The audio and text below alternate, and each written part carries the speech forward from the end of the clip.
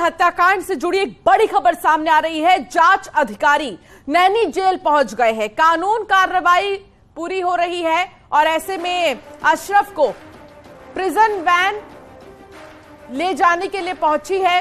DG jail SN साबत के निर्देश पर जेल पहुंचे थे आईपीएस। कल रात जेल में तैनात आईपीएस राजेश श्रीवास्तव भी यहां पर पहुंचे थे।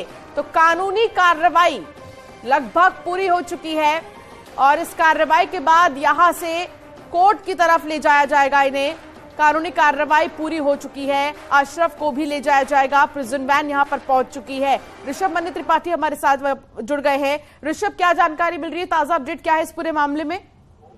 देखिए, उमेश पाल मर्डर के जो इन्वेस्टिगेटिंग ऑफिसर हैं डोमरगंज थाने के इंस्पेक्टर राजेश मौर्य, वो इस वक्त नैनी जेल के अंदर है। वो पहुंचे हुए और तमाम जो कानूनी कार्रवाई करनी होती है मुलजिम को कोर्ट में पेश करने से पहले वो कार्रवाई पूरी कर रहे हैं। और प्रिजन वैन इस वक्त पहुंच चुकी है जिसमें इन दोनों भाइयों को ले जाया जाएगा। और जो बताया जा रहा है इसके मुताबिक 10 बजे करीब दोनों भाइयों को यहाँ से खुद राजेश मौर्य अपने साथ लेकर निकलेंगे भारी सुरक्षा में।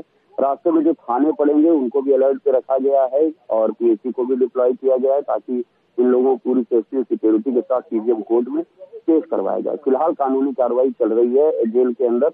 इन्वेस्टिगेटिंग ऑफिसर कर रहे हैं। 10 बजे दोनों आरोपियों को लेकर निकलेंगे वो जेल से। बहुत शुक्रिया जानकारी साझा करने के लिए ऋषभ।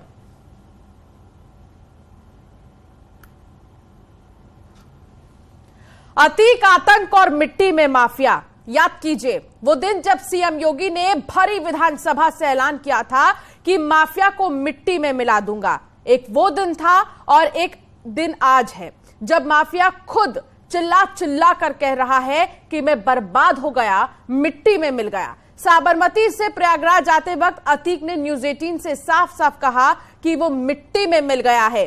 माफियागिरी कब की खत्म हो गई है, अब तो रगड़ा जा रहा है। देखिए आकड़ दिखाने वाले माफिया ब्रदर्स को कैसे रगड़ा जा रहा है।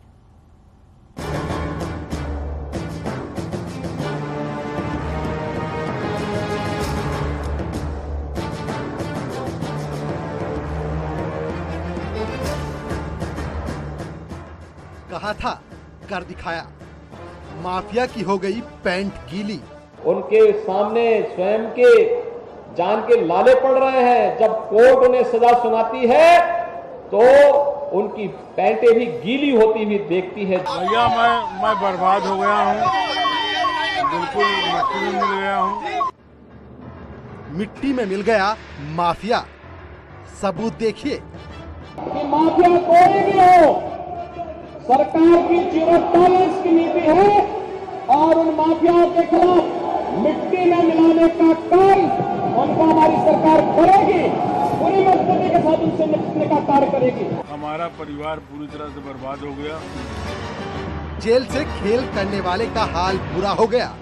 ये तो आपको खुद कहना चाहिए कि बच्चों को, औरतों को, जवान बेटियों को मुलजिम बनाया जा रहा है। एक साबरमती से चला था, दूसरा बरेली से। दोनों की मंजिल एक ही थी, वही प्रयागराज, जहां माफिया ब्रदर्स ने बेहिसाब गुनाह किए। अब वहीं दोनों के गुनाहों का हिसाब होगा। जेल का दृश्य दिखाएं।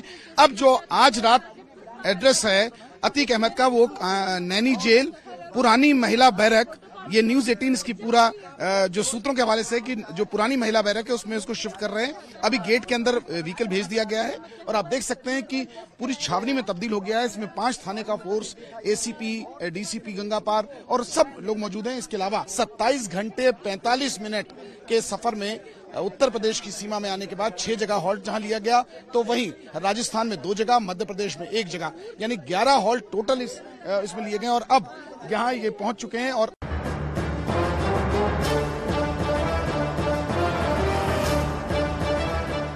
1300 किलोमीटर की जेल यात्रा ने अतीक का दिमाग दुरुस्त कर दिया।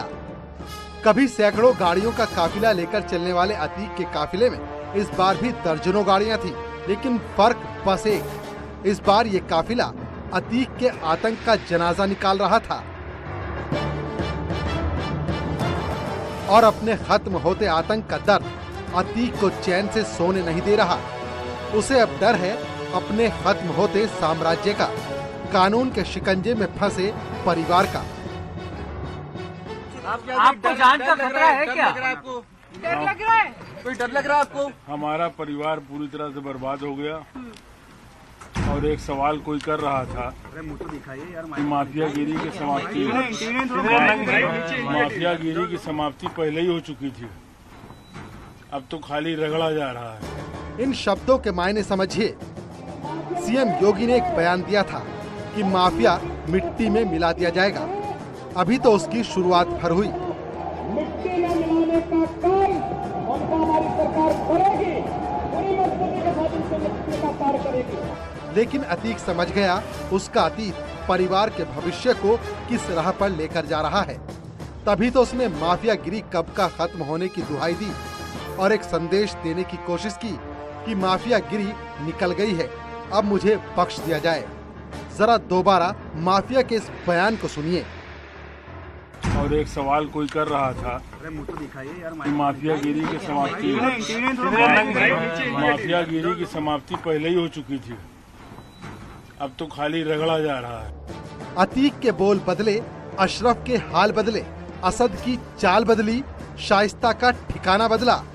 बदल गए हालात, बदल गई बात। अब माफियागिरी वाली बात नहीं, बच्चों महिलाओं के नाम की दुहाई दे रहे हैं माफिया ब्रदर्स। आपकी बहन और भांजियां वो आरोपी बना दी गई हैं, इस पे क्या कहोगे? इस पे तो आपको कहना चाहिए कि औरतों बच्चों तक को आरोपी बनाया जा रहा है। नहीं, अखलाक के घर में तो शूटर गुड्डू मुस्लिम खुद गए, सीसीटीवी फुटेज है। अखलाक के घर में शूटर गुड्डू मुस्लिम के फुटेज है, तो उससे बहन और बच्चियों का क्या मतलब है? आप ये बात मानते हैं कि कहीं ना कहीं कुछ ना कुछ तो गड़बड़ है? नहीं, ये आप बता रहे हैं, हम कहाँ से फुटेज देखेंगे? फुटेज है हमारे पास, न्यूज़ 18 के पास फुटेज है। अखलाक गले मिल रहे हैं शूटर गुड्डू मुस्लिम से अपने घर में, वो भी वारदात के बाद। अच्छा, उससे बहन और बच्चियों का क्या मतलब है? होगा। और दो नाबालिग बच्चे हैं उनके, अतीक के। कहाँ हैं? नहीं, वो अभी उनको रखा गया बाल सुधार गृह में। भैया आपको लगता है क्या उनको फंसाया जा रहा है, बच्चों नाबालिग को भी? ये तो आप खुद बताइए ना। जरा दो तस्वीरें देखिए। एक 26 मार्च की है, जब पहली बार साबरमती से अतीक को लेकर यूपी पुलिस प्रयागराज की तरफ निकली थी। एक तस्वीर 11 अप्रैल की, यानी दूसरी दफा जब अतीक प्रयागराज के रास्ते पर निकला। दोनों ही तस्वीरों में सबसे बड़ा अंतर है अतीक के चेहरे पर खौफ।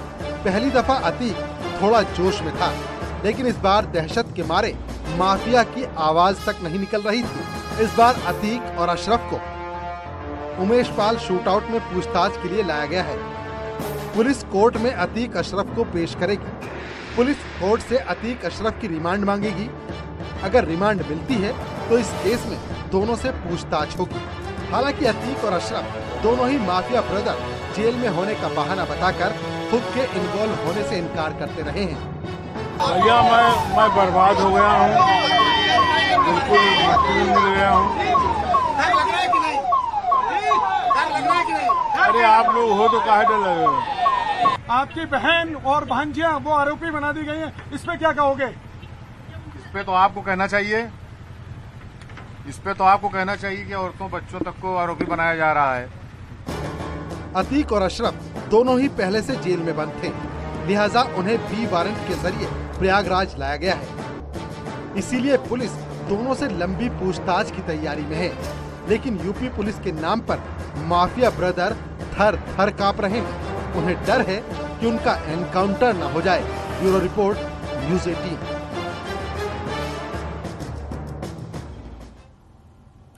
अतीक अशरफ और उसकी माफिया फैमिली, दोनों माफिया ब्रदर्स को अब अपने परिवार की टेंशन हो रही है। दोनों चिल्ला रहे हैं, गुहार लगा रहे हैं, रोना रो रहे हैं। उनके परिवार की महिलाओं और बच्चों को फंसाया जा रहा है। देखिए किस तरह अतीक की लेडी ब्रिगेड पर एक्शन हुआ है।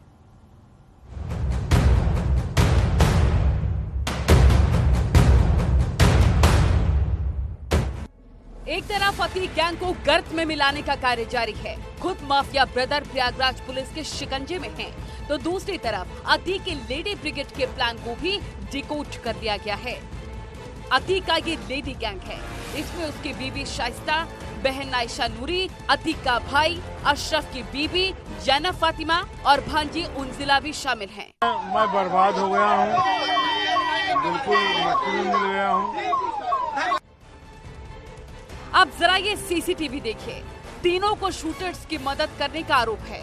उसका एक सीसीटीवी भी सामने आया है जिसमें शूटर गुड्डू मुस्लिम अतीक की बहन आयशा नूरी के घर आता दिख रहा है। वो आकर कुर्सी पर बैठता है, उसको नाश्ता परोसा जाता है। उसके बाद आयशा पर पति अखलाक गुड्डू मुस्लिम के गले भी मिलता है।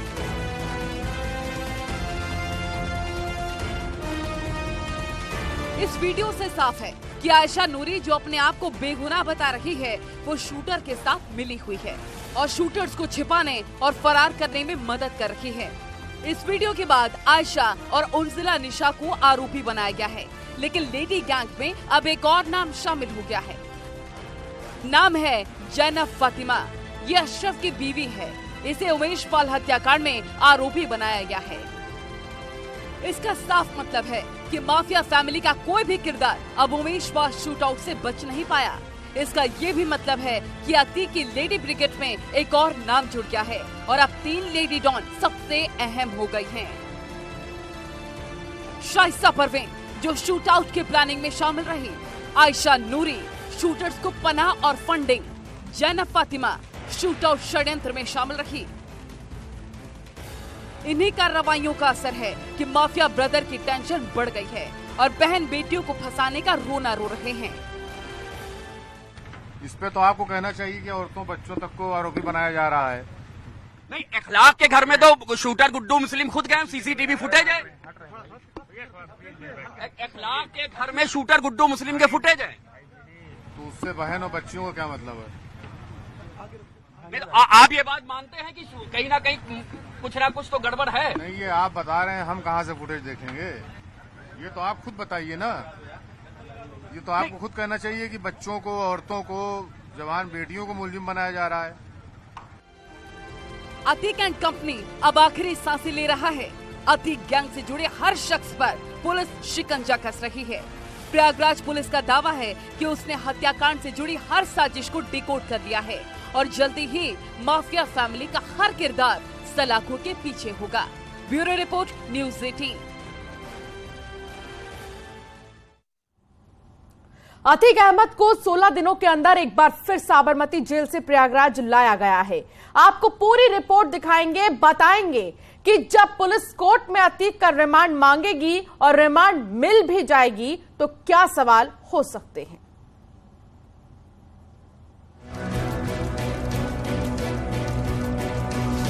की समाप्ति पहले ही हो चुकी थी, अब तो खाली रगड़ा जा रहा है। हमारा परिवार पूरी तरह से बर्बाद हो गया।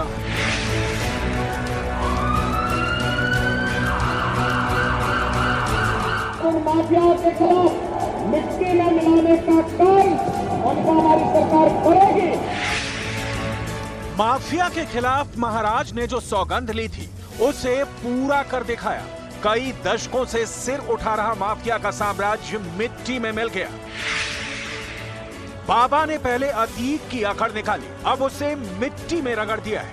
माफियागिरी की समाप्ति पहले ही हो चुकी थी, अब तो खाली रगड़ा जा रहा है। आंखों में एनकाउंटर की दहशत, दिलो दिमाग में बीच सड़क पर मारे जाने का डर और रगड़ाई की बेबसी है। मारना चाहिए। अतीक अहमद का साबरमती से डर और खौफ का सफर 4 राज्यों से गुजरते हुए प्रयागराज पहुंच चुका है। प्रयागराज में दहशत का दूसरा नाम अतीक अहमद खुद बेबस होकर रहम की भीख मांग रहा है। यूपी में हर घंटे अतीक के लिए भारी है और डरावने सपने की तरह है। यूपी के इतिहास में किसी माफिया की आंखों में इस तरह का खौफ किसी ने नहीं देखा। अतीक को इस बात की राहत है कि उसकी गाड़ी कहीं पलटी नहीं। आप सबका शुक्रिया। शुक्रिया कर रहे हैं आप, क्यों कर रहे हैं? कानून से आपको डर लग रहा है? कानून से डर लग रहा है आपका? आप लोगों की वजह से हिफाजत है।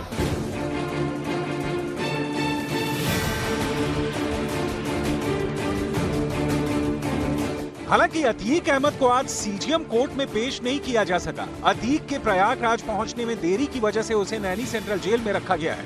गुरुवार को अतीक को कोर्ट में पेश किया जाएगा और पुलिस उसकी कस्टडी मांगेगी। इसके बाद शुरू होगी अतीक से पूछताछ। उसका सामना बाबा की स्पेशल टीम से होगा। अतीक से पूछताछ की पूरी तैयारी हो चुकी है। रिमांड मिलने के 1 घंटे बाद ही अतीक से पूछताछ का सिलसिला शुरू हो जाएगा। पूछताछ के लिए 150 से ज्यादा सवाल तैयार किए जा चुके हैं।